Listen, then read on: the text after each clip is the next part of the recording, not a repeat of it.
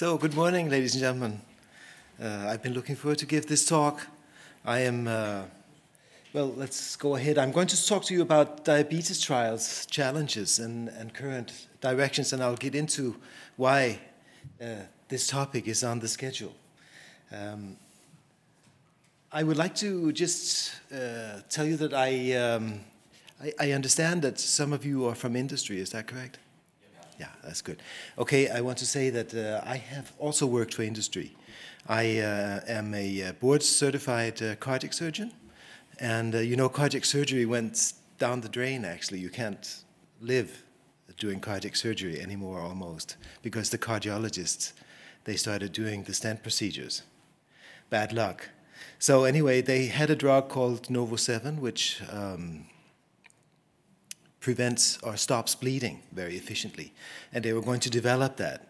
So I became a medical director in NovoNordisk, which is why I have NovoNordisk stock, which I declare as a conflict of interest. So I appreciate industry very much. What I have to say to you today you may find it provocative, but let's see what happens, because in my opinion, I think that people accept the conclusions of trials much too easily, especially and not least in diabetes, which is my source of interest. After being a medical director in NovoNordisk, I continued on and went to NovoNordisk Safety, where I had to do with insulin. That was a job that I found completely intolerable. So I resigned. And today I'm a consultant in emergency medicine, just outside Copenhagen anyway. So let's get started. Why speak about diabetes? I think you heard Hans Drexler speak yesterday. Diabetes is really a global problem, and it's becoming more and more serious. Actually, it's type 2 diabetes, and it's type 2 diabetes I'm talking about. It's not type 1 diabetes, type 2 all the way through. In diabetes, there's a 2 to 4-fold higher risk of cardiovascular disease, even after adjustment for established cardiovascular risk factors. So it's really a cardiovascular disease. And the problem is that cardiologists have not been involved in type 2 diabetes until recently, actually. So guidelines worldwide, they focused on optimization of HbA1c, which is a measurement that provides insight into how strict the glucocentric control was. However, which you also heard yesterday, no trial results have shown cardiovascular risk reduction with glucose lowering. And that's a problem, because if you want to develop a drug and you lower people's glucose, but they still die of heart disease, then I would venture to say that heart disease is the real problem, not the sugar. See? So actually, this is a perfect illustration of what's wrong. You can have a perfect HbA1c level and die. You see? So that's a problem. And that hasn't been addressed until very recently. If you look on the WHO homepage, you will discover that the worldwide prevalence of diabetes in people over 18 years of age is around 8.5%, and it's increasing. This is just to underscore that this is a problem. So that's 382 million adults. Can you believe that? 8.5% worldwide. And it's projected to rise to more than 592 million by 2035. So you people from industry, you will also realize that here you have a market. Isn't that true? I mean, you have something that's really going on. This is an epidemic. So this would be a clear place to go in and get going with treatments. 80% of cases occur in low-income and middle-income countries. So actually, this epidemic is growing. It's true, it's growing in the West. It's growing in the United States, not least growing in Europe. However, in Asia, it's even growing more. And some people believe that it's because the people in Asia are adopting Western ways of eating and drinking, you know, lots of Coca-Cola, lots of 7-Up, and so forth. And the problem with Asia is that the average patient appears to be younger. So in Asia, you have a population of type 2 diabetics who are in their 30s. Can any of you figure out what the problem is then compared to the West, where you have an older population? But exposure, exactly, because then they have longer time to develop kidney failure, etc., eye problems, and so forth. So these people, they need treatment, okay? So, and it's also become a major cause of death in people younger than 60 years of age. So that's the scene. Then, actually, the FDA, they reconsidered these drugs because it was the Wild West. People and companies were developing drugs all over the place, but they only reduced sugar. And because there was no link between decreasing the sugar level in the blood and cardiovascular events, the FDA in 2008 started a recommendation saying that new agents for type 2 diabetes may not increase the risk of cardiovascular events by more than 1.8-fold. That's not a very strict criterion. And should the totality of trial data show an upper limit risk between 1.3 and 1.8, further post-marketing trials would be needed. Please note that data still do not have to show benefit in hard outcomes. Now I'm speaking about hard outcomes. Surrogate outcome is HbA1c. Hard outcomes in diabetes would be, of course, overall mortality, cardiovascular events, amputation, visual loss, kidney loss, erectile dysfunction, those sorts of things. Please note that the EMA has yet to even establish these criteria. So some people say that this is good, and other people say that it has not been strict enough. But one thing one can say about it is that the FDA requirement has driven more cardiovascular outcome trials in type 2 diabetes in the past 10 years than in the entire history of diabetes research. You can see that it's projected even to increase even more. So what I want to do now is return to the novel pharmacological approaches approved in the past decade. So we have these glucagon-like peptides, GLP-1 agonists. They stimulate insulin release. We have the DPP-4 inhibitors. They prevent breakdown of this. And then we have the sodium-glucose cotransporter inhibitors that prevents resorption of glucose in the proximal tubule. They are the novel players today. And miraculously, actually, in December 2016, there was a label update for empagliflozin, which is SGLT2 inhibitor. And please note what the label says. It reduces the risk of cardiovascular death in adult patients with type 2 diabetes and established cardiovascular disease. Great label, huh? So this is something. But what we are going to do is break down the data. Another drug had a label update for Lyra, which is a GLP-1 receptor agonist. The first drug you can take orally. The second is an injectable. And for Lyra, they say it reduces the risk of major adverse cardiovascular events in adults with type 2 diabetes and established cardiovascular disease. Great labels. A lot of potential for income here, ladies and gentlemen. However, if you look at the two trials which were published to establish these labels, you can see the EMPA trial over here and the Lyra trial over here. Please note that the title is more or less identical. And it's also identical that they are published in New England New England Journal of Medicine. And please note that they have the same author, actually. Bernard Sinman appears in both these papers. And you will see why I mentioned this in just a few minutes. There are other similarities. Let's look at it. The study population, this is the EMPA, and this is the Lyra columns. Look at that. Older patients with type 2 diabetes at high risk, completely identical.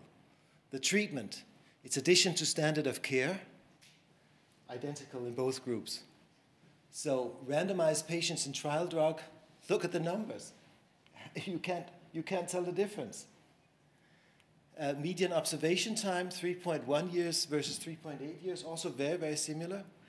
Primary endpoint, completely identical. And significant absolute risk reduction, 1.6, 1.9. Very, very similar. All-cause mortality evaluated, yes, in both groups. Hospitalization for heart failure, significant in this group, evaluated in both groups, not significant in the Lyra group. And regardless of therapy, cardiovascular death avoidance, 94.1% here, 94.0%. The same numbers. Overall death avoidance, 91.7 versus 90.4. And cardiovascular death, standard care group, 5.9 versus 6.0. Now, I think this made me interested and see what in God's name is going on here. Is Sinman, is he the leader of a CRO that has run the two completely identical trials in the same population, or what? Let's look at it.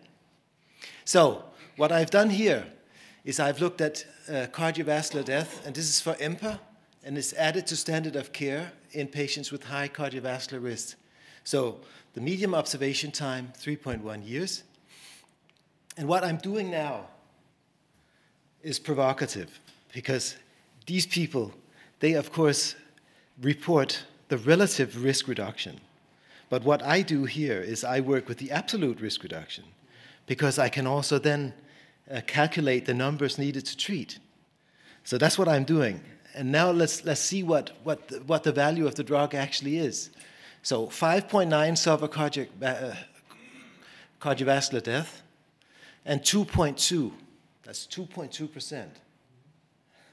I mean, and if it's in relative, it's about 15, 16, 18%. But it's only 2% in absolute risk reduction. And so that's the benefit you have here in the blue column. 3.7, they die regardless of therapy. And 94.1 have no cardiovascular death regardless of therapy. And the number needed to treat 46 patients. So, I mean, this is not, it's okay. I think it's fine that finally that they are addressing the problem, but the drug is not a miracle, in my view. So let's look at cardiovascular deaths for Lyra.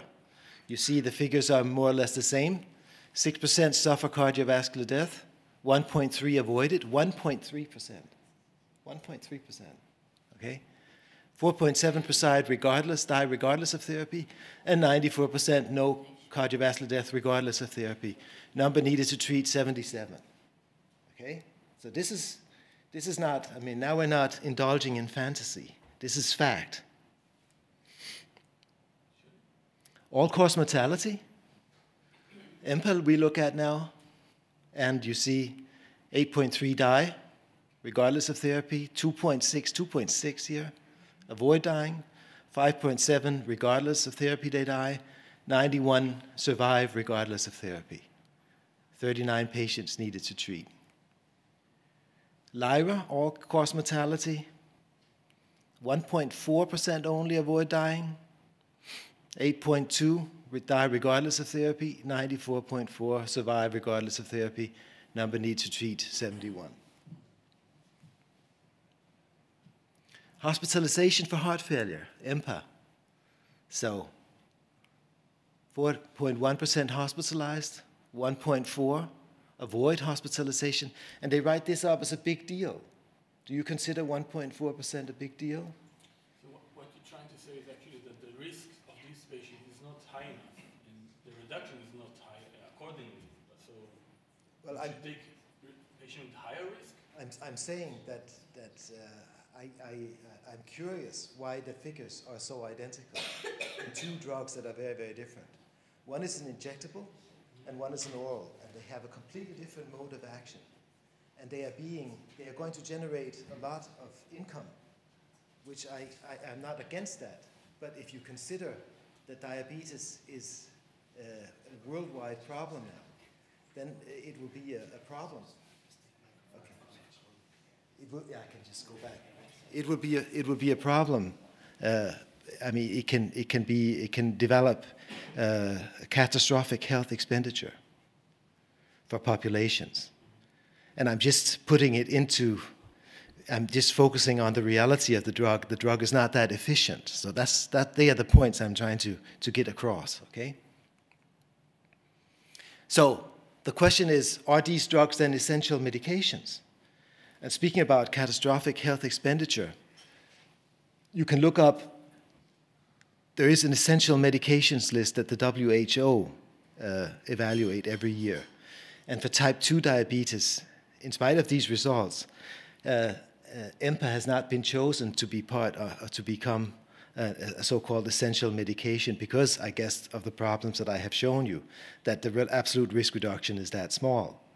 Actually, the WHO still goes for metformin as the primary drug for type 2 diabetes. And metformin costs nothing. EMPA and Lyra cost a lot. So, are the drugs a home run? Yes, they certainly are for industry. For science, probably not. But on the other hand, it's beneficial that finally the problem regarding cardiovascular disease and type 2 diabetes is being addressed. Oh, and there's something new actually. December 5, that's just 3 days ago. So NovoNordisk announced that the FDA approved a new drug application for semaglutide, which is also GLP-1 antagonist. And that's the great thing about it is that you only need to inject it once a week.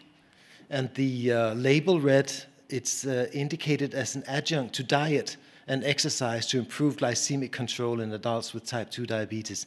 This label, of course, is not as strong as... Don't yet have a cardiovascular outcome trial? They do, but I'll show you the data because there was no effect on cardiovascular outcome. They published it also in the New England Journal of Medicine, the same composite endpoint as the 2 other trials. Again, similar number of patients, and they could not show any difference in cardiovascular death or non-fatal MI, but there was an absolute risk reduction in fatal stroke. So there was some cardiovascular benefit, but not for the heart. Was it due to the shorter follow-up time? 1.9 years is shorter than 3 years. That's correct, yes, but I guess they wanted to develop this drug as fast as possible. That's always the problem, because you have to. You would know that it's very, very expensive to develop a drug, and you have to make sure that the outcome that you generate, or at least. In a follow-up trial, I'm not sure. I'm not sure. Again, if you look at non-fatal stroke here for SEMA, you see that 2.7% of these patients suffer a stroke. Again, a risk avoidance in the small level, 1.1% avoid stroke. And, well, it looks like the other trials. So what I'd like to end saying is that you have to have caution with composite endpoints. All these trials were based on composite endpoints. Of course, they generate a higher number of events, which is why you use them. So the trial becomes smaller, less costly, faster. But you should really think twice if among the composite endpoints there is an endpoint that's soft, because the soft endpoint will generate the most events and will not reflect what you really want it to reflect. A typical example is refractory angina. How do you determine that? I mean, nobody can do that, and you adjudicate and so forth, but that's not really trustworthy. So if a composite endpoint is hard, the distribution of the single outcome is of lower importance. So what do we then need in type 2 diabetes? Well, I still think there's some way to go. The urgently needed remedy is quality by trial design, clinical outcomes, not surrogates, and enrollment within real-world settings across different countries. That's a problem with type 2 diabetes trials. They are conducted mainly in the West. So we need to focus on developing countries. We need a long-term follow-up. And I would say then, how do you then compensate the costs of this? Well, to motivate companies, you could offer financial incentives such as offering a longer patent life. That would be appropriate in my view. You could also look at low technology interventions. You could say that type 2 diabetes cannot be controlled until its major predisposing risk factor, which is obesity, is addressed. And hampering this effort, it's considered to be a problem for individuals, but actually it isn't, because this is of importance also economically on a global basis. Time-limited diet and exercise intervention may have potential, not least in developing countries, where diabetes is increasing most rapidly. And then I would like to call your attention on a point of view that I find interesting. And that is actually, is type 2 diabetes, is that a category error? So what's a category error? Well, a category error occurs when we assign a problem to a category inappropriate for its solution. So we call it diabetes, then the problem is blood glucose. But is that the problem? Well, actually, not really, because it's a cardiac risk and other factors that is the real problem.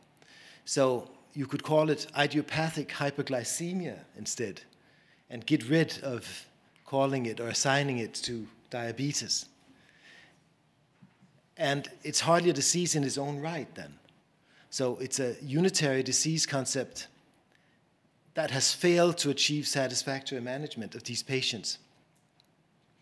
And in reality, it's an outcome of network processes contributing to the affluent phenotype of adiposity, hypertension, hyperglycemia, hyperlipidemia, cardiovascular disease, and cancer. So this affluent phenotype should be viewed in dynamic rather than static terms and as an adaptation rather than a disease. And that would put an entirely different focus on this terrible condition which afflicts so many people. So thank you for your attention. Thank you very much.